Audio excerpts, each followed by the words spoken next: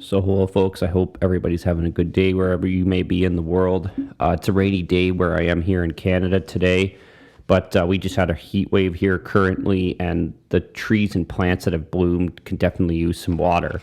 But we're just going to give an update on the Ukraine Russian war again. I mean, it's just kind of ongoing at this point, but there are a few significant developments that have been happening that are worth reviewing.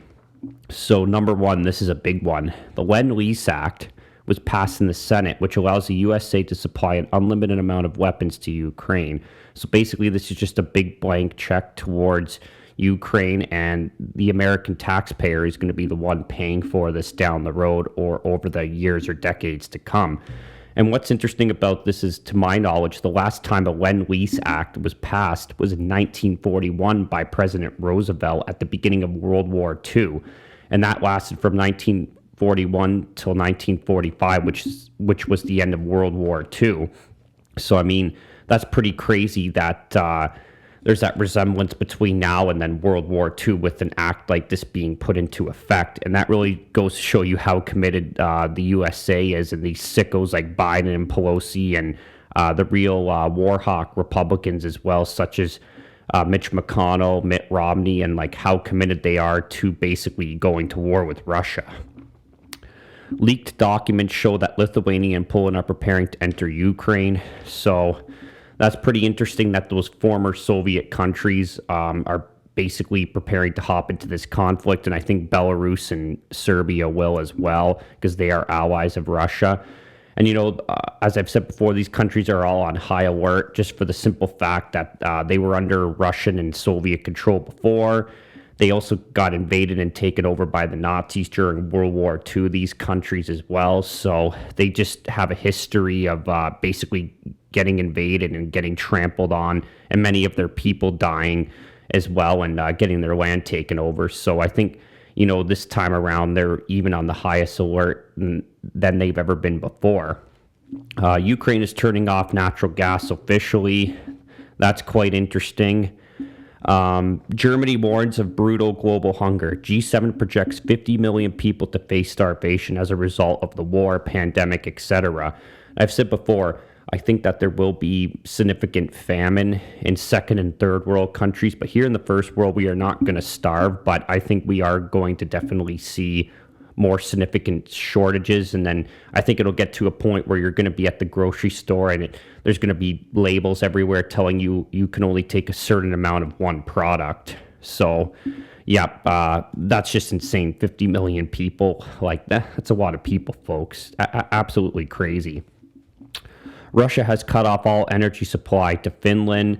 That's very interesting, but Finland says that they only get about 10% of their energy from Russia, so I guess they can keep going, but that's probably a very conservative percentage or estimate that Finland is giving. It's probably a bit more than that with the energy that they get from Russia. And then this is really the big news going on, is Finland and Sweden asked to join NATO.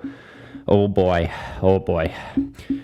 A big reason why is that there's nothing wrong with Finland and Sweden wanting to join NATO. Countries should have the autonomy and, their individual countries to make the decisions that they want to make. If they want to join a military alliance, they should be able to.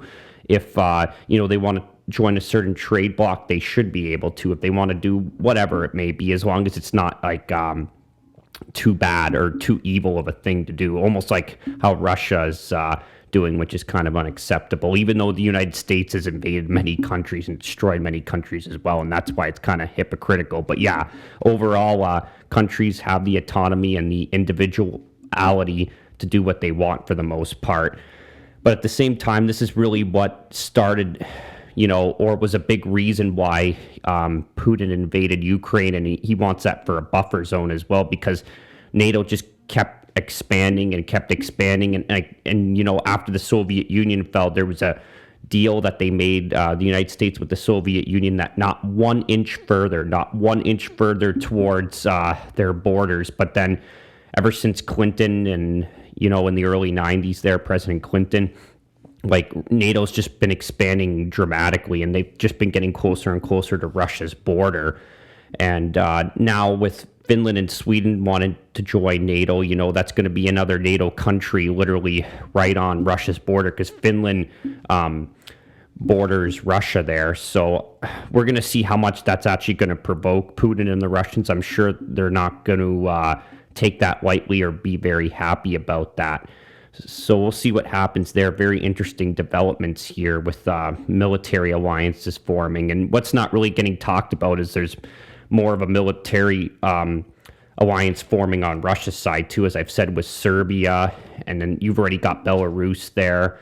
Then they have allies like China, of course, they'll probably be on their side, North Korea, Iran. And then, in the Western Hemisphere, you got Venezuela and South America and Cuba, right near United States there. And, I know a few years ago, the Russians put warships in Cuba.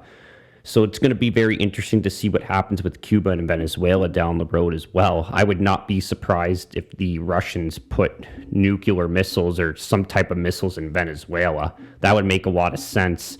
And especially that it might be too hard to get them into Cuba at this point. But yeah, that's about all I wanted to say. And this still isn't looking good, folks. This is, I still have a feeling down the road that this is going to blow up into a broader war. And you got to realize that sometimes these things take time.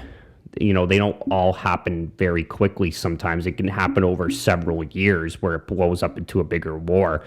Even some of my predictions with the economy and everything, and some of my thoughts about it, over the last few years, have been a little bit too aggressive, my timelines. But I think now we're starting to see it, especially with the economy becoming more looking like what I was preaching, or what I was saying is coming more to fruition. But yeah, that's about all I wanted to say, folks, and peace out and have a good day.